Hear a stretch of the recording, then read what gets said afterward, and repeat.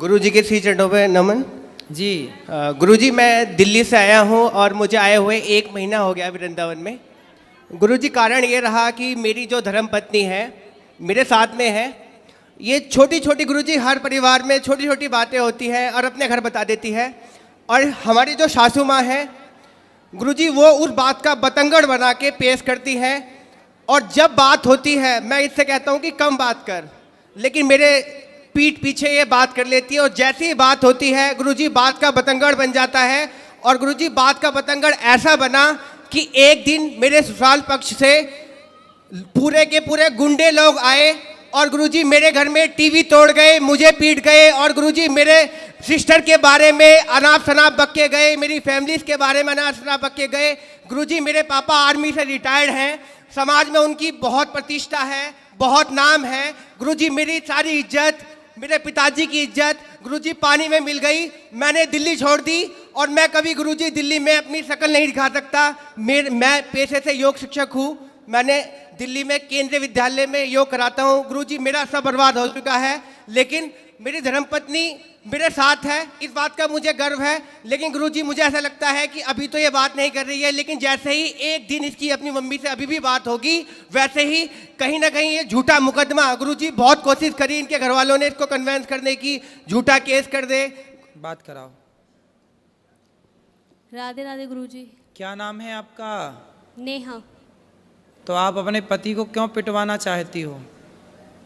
मैंने नहीं पिटवाया इनको। फिर आपके ससुराल मायके वाले तो आके पीट गए इनको। कौन थे वे जो पीटने आए थे? कौन थे वो? क्या लगते थे आपके रिश्ते में? बताओ बताओ, उनको ही बताने दो। कौन थे वो? चाचा और पापा थे, आए तो बात करने के लिए थे। हाँ, फिर बताओ बताओ। गुरुजी बात हुई, इसके चाचा ने मुझे फ़ोन किया और कह रहा नेहा से बात कराओ, आपने उसे मारा पीटा है। आप इनसे बात कराओ। बेटा देखो, पिता कब तक काम आएगा और चाचा कब तक काम आएंगे। तुम जरा जाके ससुराल अपने मायके में रहने लग जाओगी ना, तो 4 दिन बाद 10 दिन बाद तुम्हारी भौजाई, तुम्हारा भाई ताने मारने लग जाएगा। जी। बाप जब तक जिंदा है तब ठीक है, पर एक दिन मरना तो सबको ही पड़ता है। जी। फिर कौन सी भौजाई रह पाई अपने, कौन सी ननंद रह पाई आज तक अपनी भौजाई के पास कि तुम रह लोगी? तुम्हारा भाई है? जी गुरुजी। तो भौजाई के साथ सदा गुजार लोगी जीवन? ताने मारेगी तुम्हारी भौजाई, आ गई अपने पति की तो हो ना सकी तो मेरी हो जाएगी। ऐसा ना बोले तो कह देना। बेटा नारी का पति ही सब कुछ है ना। तुम्हारे पिता ने तुम्हारा दान कर दिया, कन्यादान, अब तुम्हारा पति ही सब कुछ है। और पति को अपने मायके वालों से पिटवाओगी, यदि ऐसा कुछ हुआ तो बहुत गलत जाएगा मैसेज। आप पति पत्नी दोनों खुश रहो, है ना। और आपको ना अपनी माँ, आज पता है जितने तलाक होते हैं, आप मानती हो उस बात को कि 95% तलाक लड़की की माँ की गलती से होते हैं। पता नहीं लड़की की माँ, लड़कियों से मोह भंग ही नहीं होता। जब इतनी बात करनी थी तुम्हारी माँ को तुमसे, तो फिर ब्याह ही क्यों किया? घर पे ही रखती अपने बात, दिन रात करती तुम बात, क्या दिक्कत थी? क्यों ब्याह किया फिर? रुको बेटा रुको, तुम लियो। इसका मतलब ये हुआ, आप मानती हो उस बात को कि बहुत सारी माताओं की गलती से, माँ की गलती से बेटियों का तलाक हो जाता है? जी। आप मानती हो? हाँ। उसमें से एक आप भी हो। आपकी जो माँ है ना, माँ कैसी होनी चाहिए? अरे माँ ऐसी होनी चाहिए कि पति पत्नी में लड़ाई हो तो माँ कहे कि बेटा ये तो सबके घर होती है, इस धरती पे ऐसा कौन पति पत्नी है जिसमें कभी लड़ाई झगड़ा ना हुआ हो? जी। सबके होता है। इसका मतलब ये थोड़ी कि माँ तुमको बोला आजा बेटा मैं देखती हूँ दामाद को मैं पिटवाऊंगी। अरे माता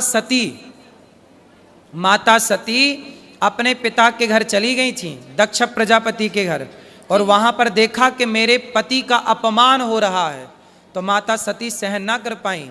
एक अच्छी स्त्री वो होती है जो कभी अपने पति का अपमान ना करती ना कराती। वो कैसी पत्नी जो अपने पति को अपने पिता और अपने चाचा से पिटवाए? तुम्हारे पिता बिल्कुल धर्म का ज्ञान नहीं रखते क्या? अनपढ़ है क्या?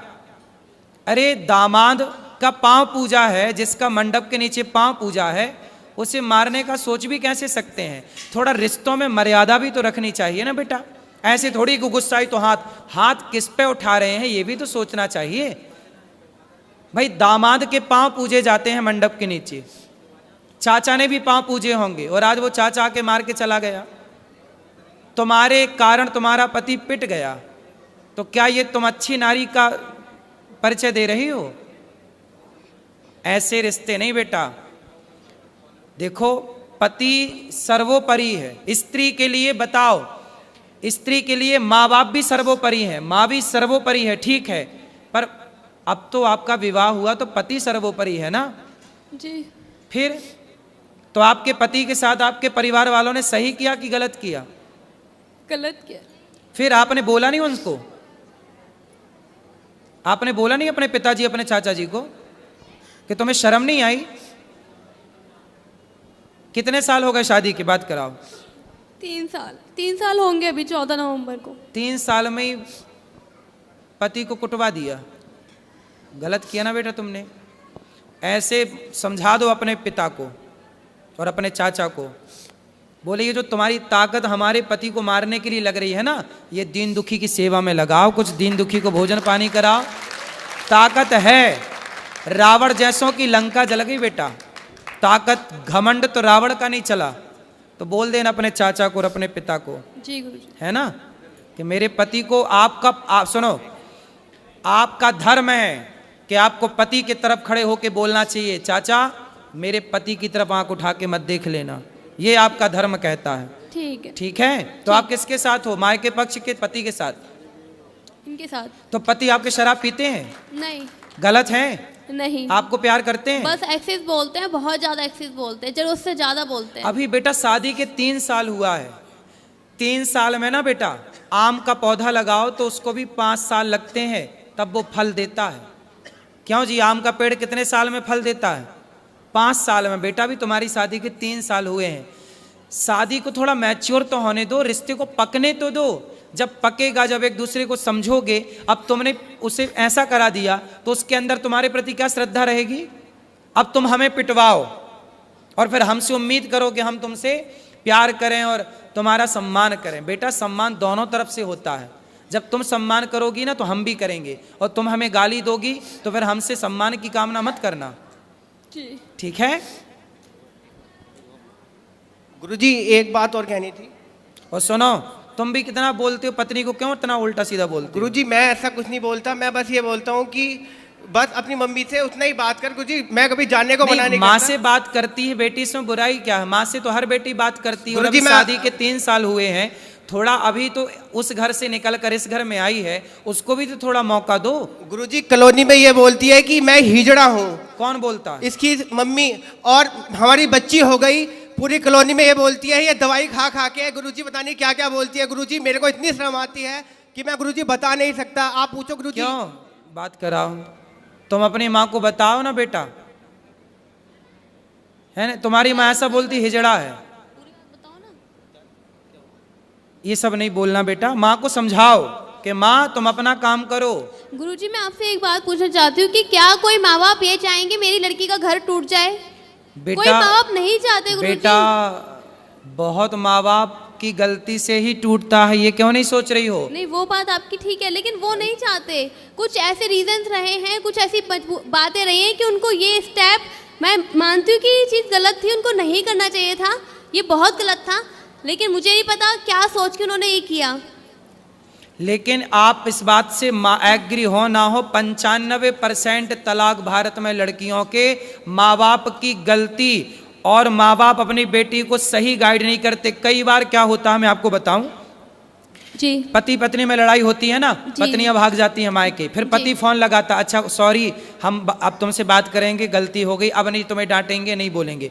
माँ बोलती है नहीं, दामाद तो नाक रगड़ता हुआ आएगा तब भेजूंगी। अब दामाद आता है तो माँ फिर भी नहीं भेजती। अब बताओ ये माँ की गलती है? हाँ ये गलती है, लेकिन ऐसी बहुत माएँ हैं इस धरती पे, हैं गुरुजी, लेकिन कुछ गलतियां इनकी भी हैं। बिल्कुल ये भी होंगी, गाली देती हैं, इनकी भी गलतियां ये होंगी। भी गाली देते हैं माँ बाप को। भाई माँ बाप तो माँ बाप है ना गुरुजी, चाहे कैसे भी है लड़की के ही, लेकिन है तो माँ बाप ही। इनको गाली देने का क्या राइट बनता है? बिल्कुल। क्यों तुम गाली देते हो इनके माँ बाप को? गुरुजी वो दारू पीते हैं। कौन? और इसके जो पिताजी अरे हैं तो वो अपने पैसे से पीते हैं। गुरुजी तुम्हारे दारू पी के वो गाली गलौज करते हैं अरे गुरुजी। तो करने तो कुत्ता भौंके, मैं- तुम मुंह में टेप लगाने जाओगे क्या? गुरुजी मैं पढ़ा लिखा शिक्षित और मैं योगा टीचर, मैं तो गुरुजी लोगों को ज्ञान और देता हूँ योग का, मैं अरे गाली नहीं देता। तो सारा संसार दारू पी के गाली दे रहा, तुम सबका ठेका लेके बैठोगे? गुरुजी मैं ब्लॉक कर देता हूँ उनको कि कॉल मेरे से बात ना हो, तो फिर वो ये बोलते हैं कि नंबर यहाँ ब्लॉक पे कर आप देता भी है। गलत हैं। सास ससुर को गाली क्यों दोगे?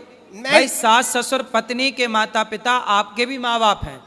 जितने आपके लिए आपके माँ बाप प्रिय हैं, ऐसे उतने ही उस लड़की के लिए उसके माँ बाप प्रिय हैं। इसलिए हर लड़की को अपने माँ बाप से प्यार है, हर लड़के को अपने माँ बाप से प्यार है। इसमें बुराई क्या है? और आप कौन होते हैं उनके माँ बाप को गाली देने वाले? नहीं गुरुजी मैंने कभी स्टार्टिंग में कभी कुछ नहीं बोला। वो फोन करते हैं, बेटी से बात करा, मैं कराता हूँ, फिर दामाद से बात करा, और एकदम से अब शब्दों का यूज करने लगते हैं गुरुजी। कोई बात नहीं, वो भी तो तुम्हारे माँ बाप हैं। जैसे माँ बाप की दो डांटें सुन लेते हो, सुन लिया करो। रिश्ते थोड़ा सहनशीलता से चलते हैं। दो बातें तुम सुन लो, तुम काहे इतना हाइपर हो जाते हो? दो बात तुम्हारी सुनने की क्षमता नहीं है? अरे पत्थर को छेनी और हथौड़ों की चोट पड़ती है, तभी वो पत्थर गुरुजी, मैं होली- भगवान बन के पूजता है। गुरुजी दो मैं बात- होली पे गया, होली पे उन्होंने फोन करके बुलाया, मैं अपने दोस्त को लेके गया ससुराल के अंदर, और गुरुजी मेरे दोस्त के आगे उन्होंने गालियां देना चालू किया। सब छोड़ो, अब प्रेम से रहो तुम दोनों, है ना? और आपस में बिल्कुल ना लड़ना। ठीक गुरुजी, राधे राधे गुरुजी।